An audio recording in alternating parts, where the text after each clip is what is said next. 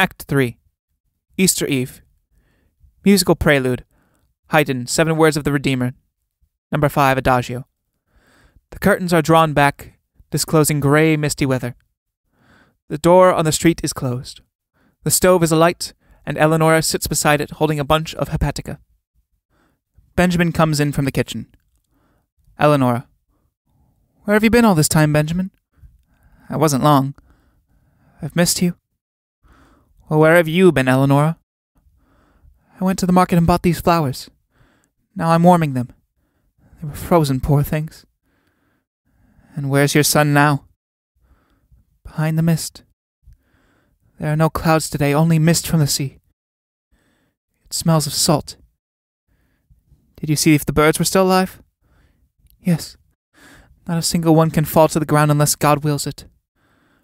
But in the market there were dead birds. Ellis comes in. Ellis. Has the paper come? No, Ellis. Ellis crosses the veranda. When he's halfway, Christina comes in from the other side and she ignores him. Christina to Eleanor. Has the paper come? No, not yet. Ellis and Christina, paying no attention to one another, cross and go out. Eleanor. Oh, how cold it has grown. Hate has come into the house. While there was love, one could bear it all, but now, oh dear, it's so cold. Why do they want the paper? Don't you realize? It will be in it. What will? Everything. The shop breaking, the police, and more too. Mrs. Heyst, entering from the kitchen. Has the paper come? Eleanor. No, mother dear. Mrs. Heyst, going back to the kitchen. When it comes, let me know first. Eleanor. The paper. Oh, that the printing press had broken down or the editor got sick. No, one mustn't wish such things. Do you know? I was with father last night. Last night? Yes, in my sleep. And I was in America too with my sister. On Thursday we sold something for $30 and made a $5 profit. Is that a lot or little? Quite a lot. Benjamin, artfully. Did you meet anyone you knew in the market? Why do you ask me that? You mustn't pry, Benjamin. You want to know my secrets, but you can't. But you expect to find out mine. Listen to the telephone wires humming. So now the paper has come out, and people are ringing each other up. Have you read about it? Yes, I've read it.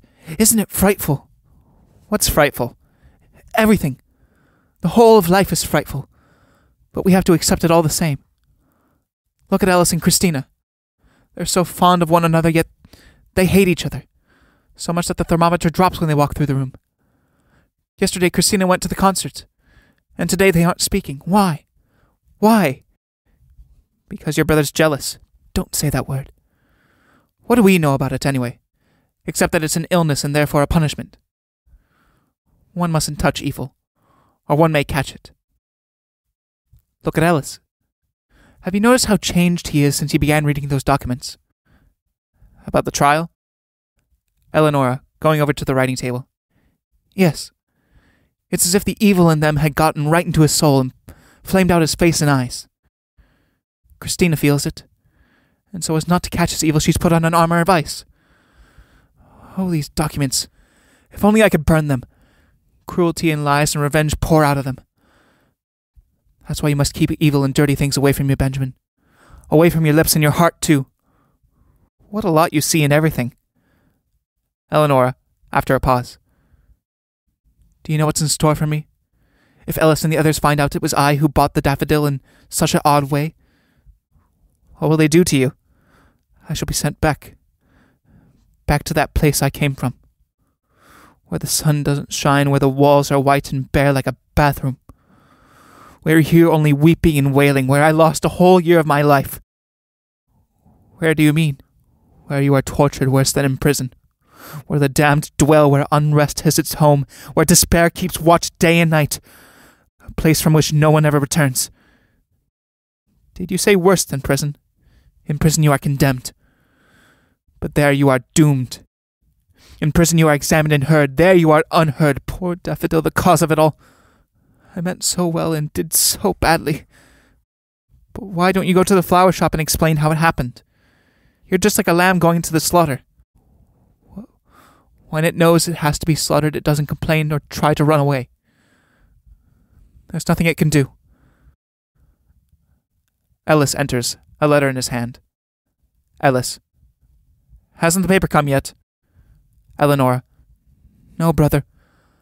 Ellis, calling into the kitchen. Lena, go and get the paper. Mrs. Heyst comes in from the kitchen. At the look of her, Eleonora and Benjamin are frightened. Mrs. Heyst. Children, will you go away for a few minutes, please? They go out. You've had a letter? Yes. From the asylum? Yes. What do they say? They want Eleonora back. They shan't have her. She's my child, my sister. What do you mean by that? I don't know. I can't think anymore. But I can. Eleonora, this child of sorrow has brought us joy. Not of this world, it is true, but her unrest has been changed into a peace that she shares with us all. Sane or not, for me she is wise. For she knows how to bear life's burdens better than I do. Better than any of us. What's more, Ellis, if I am sane now, was I sane when I believed my husband innocent? I knew very well he was convicted on factual, tangible evidence, and that he had confessed. And you, Ellis, are you in your right mind when you can't see that Christina loves you? When you go on thinking she hates you? It's a queer way of loving. No. Your coldness freezes her heart. It is you who are doing the hating. But you're wrong. And so you're suffering. How can I be wrong? Didn't she go out last night with the friend who played me false? Yes, she did. And with your knowledge. But why did she go? You ought to be able to see why. Well, I can't. In that case, you deserve what you get. The kitchen door opens. Mrs. Heyst goes to it and returns with a newspaper, which she hands to Ellis. That was the worst blow of all. With her I could have borne the rest. Now my last support is gone and I am falling. Fall then. But fall in the right way, so you can get up again. Well, what is there in the paper? I don't know. I'm afraid of the paper today. Give it to me, I'll read it. No. Give me time. What are you afraid of? What are you expecting? The worst possible. That's happened so many times already. Oh, my child, if only you knew my life. If you had been there while I was watching your father going step by step to his destruction, without my being able to warn all those people he was ruining. When the crash came, I knew I was guilty too, for I was fully aware of the crime. If the judge had not been a man of understanding who saw how difficult my position was as a wife, I should have been punished too. What really caused father's downfall?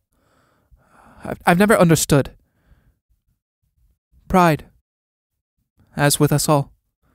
But why should we who are innocent suffer for his fault? Be quiet. She takes the paper and reads. Ellis stands in apprehension, then paces up and down. What's this? Didn't I say that among the flowers stolen from that shop was a yellow tulip? Yes, I remember that distinctly. But here it says a daffodil. Does it say that? It was Eleonora. Oh, my God, my God! She collapses into a chair. So the worst was still to come. Prison or asylum. It's impossible that she did. Impossible. Now the family name will be dragged in the mud again. Do you suspect her? Mrs. Heyst, reading. It says, clues point in a certain direction. It's pretty clear where. I'll talk to her. Mrs. Heyst, rising. Be gentle with her. I can't bear any more. She is lost, found, and lost again. Yes, talk to her. She goes out to the kitchen. Ellis looks at the paper, groans, then goes to the other door and calls. Eleonora, my child, Will you come in here a minute? I want to speak with you. Eleonora, off. I'm just doing my hair. Ellis, never mind. Leave it as it is. Eleonora comes in with her hair loose. Tell me, dear, where did you get that flower? I took it. Oh my God. But I left the money there. You paid for it? Yes and no. Oh, it's always so difficult. But I didn't do anything wrong. I meant to do something nice. You believe me, don't you? I believe you, my dear. But the newspaper doesn't know you're innocent. Oh. Alice, so I must go through that too. What will they do to me? She hangs her head. Well, so be it. Her hair falls over her face. Benjamin rushes in beside himself. You mustn't touch her. She's done nothing wrong. I know because I did it. It was I who did it. Eleanor, don't believe a word he's saying. It was I. Ellis, which of you shall I believe? Benjamin, me. He is almost in tears at the thought of Eleanor's peril. Eleanor, me. Benjamin, let me go to the police. Ellis, come now, be quiet. Benjamin, I must go. I will go. Eleanor, no. Ellis, be quiet, both of you. Mother's coming. Mrs. Heyst comes in, much moved, takes Eleonora in her arms and kisses her. Mrs. Heyst, child, you are my beloved child, and you are to stay with me. You're kissing me, Mother. You haven't done that for years. Why now? Because, my dear, the shopkeeper has come to apologize for causing so much trouble. The lost money has been found with your card. Eleonora leaps into Ellis's arms and kisses him, then hugs Benjamin. Eleanor, dear Benjamin, wanting to go through all that for me, why did you? Benjamin, shyly, boyishly. Because I like you so much, Eleanor. Mrs. Heyst, you'd better put your things on, children, and go out into the garden. It's clearing up. Eleonora, happily. Oh, it's clearing up. Come along, Benjamin. She takes his hand and pulls him out. Ellis, now can we put the birch on the fire? Mrs. Heyst, not yet. There's still one thing more. You mean Lindqvist? He's standing outside. He looks very odd. Almost gentle in spite of himself. It's a pity he's so garrulous and will talk so much about himself. Now I've seen a ray of light, I'm not afraid to meet the giant. Let him come. But don't provoke him. Providence has put our fate in his hands. Blessed are the meek. And you know only too well what happens to the proud. Yes, I know all that. Listen to the galoshes. Swish, swish, beasts. Does he intend to come in here with them on? Why not? These are his carpets and his furniture. Alice, think of us all. I do, Mother. Mrs. Heyst goes out to the kitchen. Ellis opens the front door, and Lindqvist is framed in it. He is an elderly man of fierce appearance with grey hair, bushy black eyebrows, black whiskers, and round black-rimmed spectacles. Huge cornelian trinkets hang from his watch chain. A chain is in his hand with which he was about to knock on the door. He wears a black overcoat with a fur collar and large pockets stuffed with papers. He carries a top hat. His galoshes squeak. As he enters, he looks piercingly at Ellis. Both men bow formally. Lindqvist. My name is Lindqvist. Ellis, stiffly. Mine is Heyst. Won't you sit down?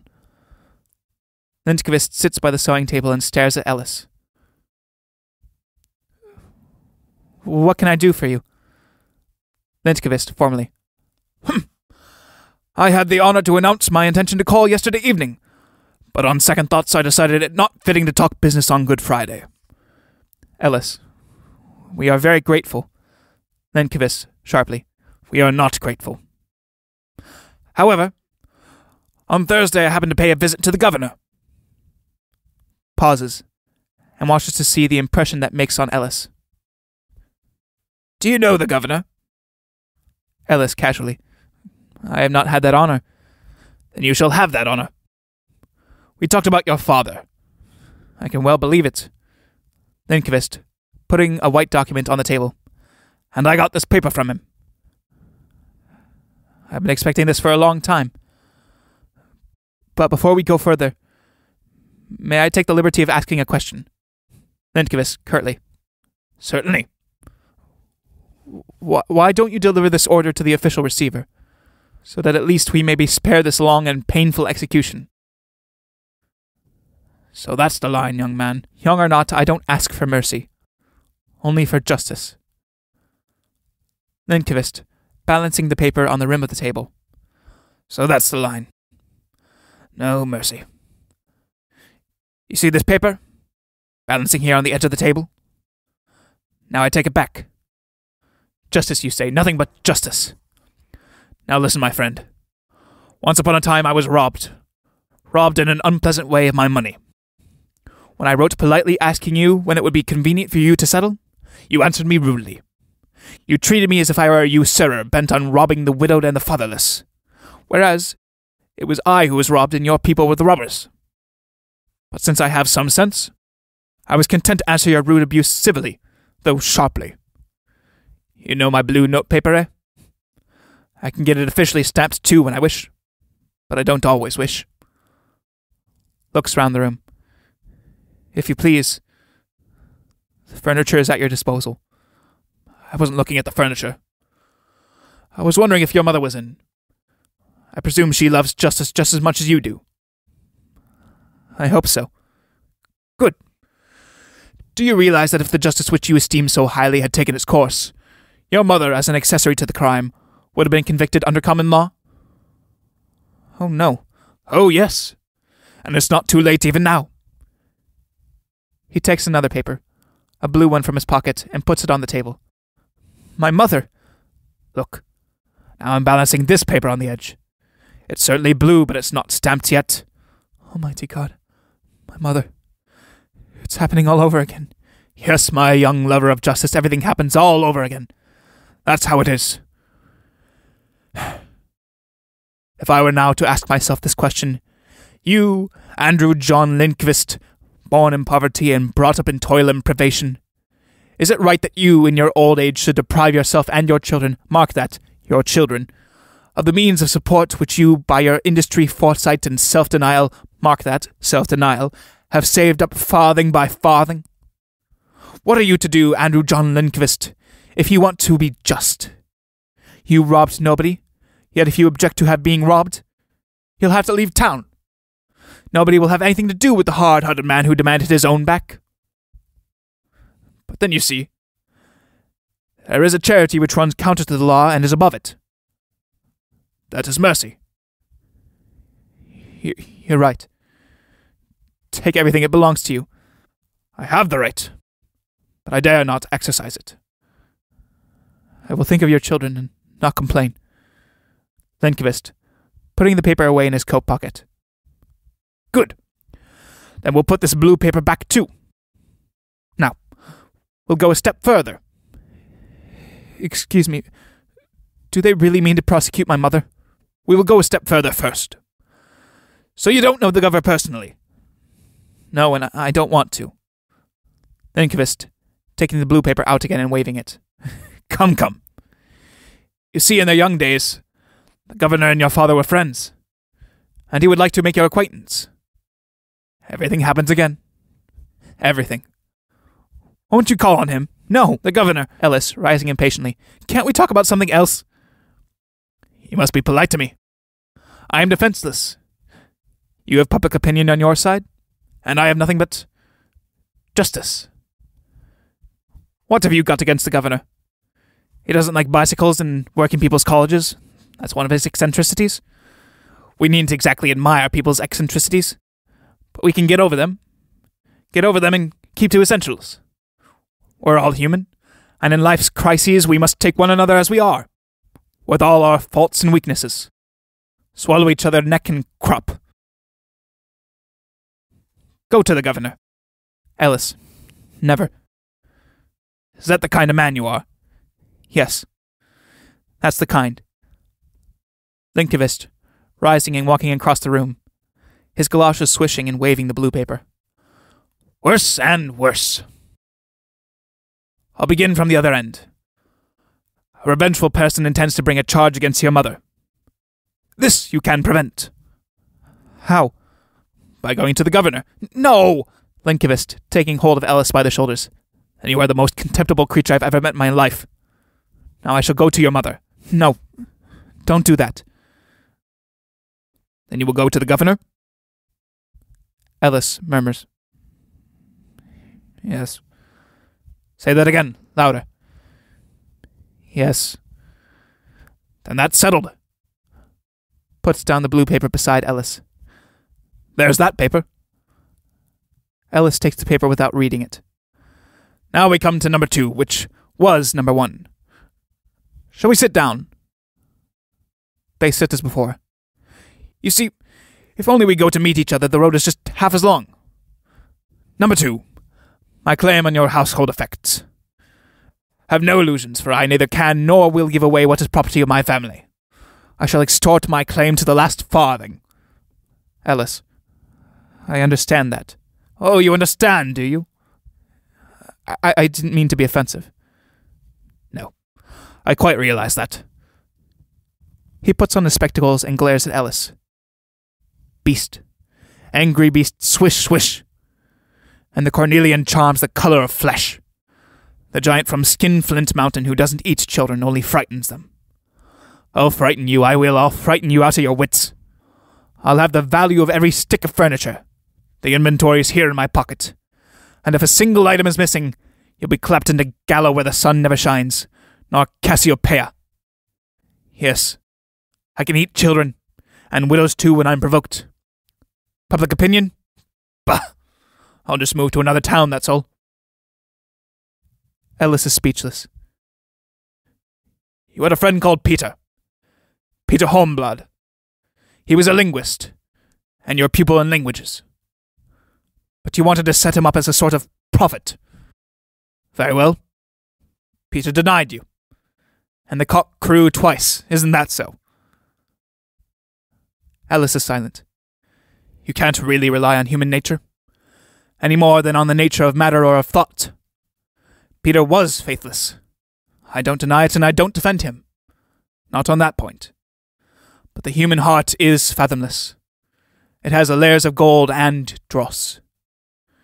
Peter was a faithless friend, but a friend all the same. Unknown to you, this faithless friend has done you a great service. That too. Everything happens again. Everything. Everything evil, yes. And good is rewarded with evil. Not always. The good comes again too, believe me. I suppose I must believe you. Or else you'll torture the life out of me. Not the life, but the pride and wickedness I shall squeeze out of you. Go on, then. Peter has done you a service, I tell you. Don't want any services from that fellow. So we're back there, are we? Now listen to this. The governor has been induced to intercede for your mother. So you must write a letter to Peter and thank him. Promise you will. No. To anyone else in the world, but not to him. Then I must squeeze you some more. You've got some money in the bank, haven't you? What's that got to do with you? I'm not responsible for my father's debts, am I? Aren't you? Weren't you the one eating and drinking while my children's money was being squandered in this house? Answer me that. I can't deny it, and since the furniture does not suffice to pay the debt, you will now make a check out for the balance. You know the amount. Ellis, devastated. That too? That too. Be so good as to write it. Make it payable to self or bearer. Ellis rises, takes out his checkbook, and sits at the writing table. It won't be enough anyhow. Then you must borrow the rest. Every farthing of it. Ellis, handing the check to Lindqvist. There you are. This is all I possess. It is my summer and my bride. I have no more to give. And I must say, you must go and borrow it. I can't do that. Then you must find a guarantor. No one will guarantee a Heyst. I shall now, as my ultimatum, present you with two alternatives. Thank Peter, or pay up. I'll have nothing to do with Peter. Then you're the most contemptible creature I've ever known. By a simple act of courtesy, you could save your mother's home and your own marriage. And you won't do it. There must be some reason you won't admit. Why do you hate Peter? Kill me. But don't torture me anymore. You're jealous. So that's the situation. Walks about the room, thinking. Have you read today's paper? Yes. Worse luck. All of it? No, not all. I see. Then, perhaps you don't know that Peter has announced his engagement. I didn't know that. And who to? Can you guess? He's engaged to Miss Alice. It was arranged at a certain concert last night with the aid of your fiancée. Then why all this secrecy? Haven't two young people a right to keep the secrets of their hearts from you? And I had to suffer this agony for their happiness? Yes. And these have suffered to prepare the way for your happiness. Your mother, your father, your sweetheart, your sister. Sit down. I want to tell you a story, quite a short one. Ellis sits reluctantly. Outside, the weather is growing steadily brighter. It's about 40 years ago. I came to town to look for a job. Young, alone, unknown. I had next to no money and it was a dark night. As I knew of no cheap lodging, I asked the passerbys, but no one would tell me. When I was absolutely desperate, a man came up to me and asked me why I was weeping. I was actually in tears. I told him my predicament. Then he turned aside from his own way, took me to a lodging and comforted me with kind words. Just as I was going in, a shop door was flung open and a pane of glass broke against my elbow. The furious shopkeeper grabbed hold of me and said I must pay or he'll call the police. Imagine my despair. A night on the street before me. My unknown benefactor, who had seen what had happened, took the trouble of calling the police himself and saved me. That man was your father. So, everything happens again. The good things too. For your father's sake, I have renounced my claim. So take this paper, hands him the first white paper, and keep your check. Rising as Ellis struggles with his emotions. As you find it difficult to say thank you, I shall take my leave, especially as I find it painful to be thanked. As he reaches the street door, instead, go now to your mother and set her mind at rest. Waves Ellis back as he tries to approach him. Go on. Ellis rushes into the kitchen. Pause. As Lindqvist turns to go, the front door is quietly opened by Eleonora and Benjamin. Seeing Lindqvist, they start back in alarm. Well, youngsters, come along in. Don't be frightened. They enter. Do you know who I am? I am the giant of the Skinflint Mountain, who frightens children. Yum, yum, yum. In his natural voice. But I'm not really so dangerous. Come here, Eleonora. Takes her head between his hands and looks into her eyes. You have your father's good eyes, and he was a good man, although weak. Kisses her on the forehead. That's how it was. Eleanor. Oh, he's speaking well of father. Can anyone think well of him? I can. And your brother Ellis. Then you don't want to hurt us? No, dear child. Then help us. Child, I can't help your father to escape his punishment. Nor Benjamin to get through his Latin examination. But the other help has already been given. Life won't give us everything, and nothing gratis. So you must help me too. Will you? How can I, who have nothing, help you? What's the date today? Look and see. Eleonora, taking down the calendar. It's the 16th. Very well. Before the 20th, you must get your brother to call on the governor and write a letter to Peter. Is that all? Oh, child. But if he doesn't do these things, the giant will come again with his yum, yum, yum. Why does the giant come and frighten children? to make 'em good. Yes, of course. And he's quite right. Rubs her cheek against the sleeve of his coat. Thank you, kind giant. Benjamin. You ought to call him Mr. Linkvist, you know. Oh no, that's far too ordinary. Linkvist. Well, goodbye, children. Now you can throw the birch in the fire. Eleanor goes towards the birch, then stops and smiles. No. It had better stay there. Children are so forgetful. Linkvist, gently. How well you know children, little one. The children show him out, and wave as he goes down the street. Eleanor. Oh, Benjamin, just think. We shall be able to go to the country. In 2 months. Oh, may they pass quickly. She tears the sheets off the calendar and strews them in the sunlight now streaming into the room. Christina enters and stands watching. Look how the days are passing. April, May, June, and the sun is shining on all of them. See? She pulls him to the window and stands gazing up. Now you must thank God for helping us to get to the country. Benjamin, shyly. Can't I say it silently? Ellis and Mrs. Heyst come quietly in from the kitchen. Ellis and Christina look tenderly at one another. Eleanor. Yes, you can say it silently. For now the clouds have lifted and we can be heard up there. For a moment all are motionless. Then Christina and Ellis move towards each other. But the curtain falls before they meet. The end.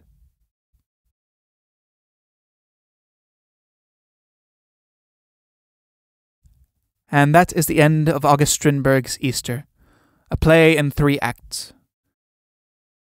I love how the whole play, even though it has hectic moments and everything else of that nature, it still has hope going throughout the entirety of it. And so, unlike his other plays where you can always feel this sense of dread underlying all of the action, this one always seems as though it's going to get somewhere back into happy land. It's truly a melodrama of the highest sort. If you like what I do, please consider sharing this with your friends, sharing this with your colleagues, sharing this with your old grandma who wants to remember the good old days when theater was still, viable and not as crude and crass as it now is today. And I just want to say that I'm glad that you've stuck around for all these episodes, even if you have just popped in for this season or if you've been listening since last season as well. I'm very glad that you've listened to me try and figure out how to read all these plays off the fly, because that's what I really do. I end up just grabbing the book and start reading, press record, and start going. It's a bit of an intensive process because I don't even know what's happening half the time. But for me, that makes it a lot more fun. So I hope that you can enjoy me trying to figure out what the play is about as I'm reading it, as you are enjoying it, and that we both can be bamboozled by all the things that the playwright has decided to put in front of us. So, anyway, I'm going to stop rambling and just say, I hope you have a lovely rest of your day, and I hope to have you back in Brendan Moyer's Playwright Corner. Thank you.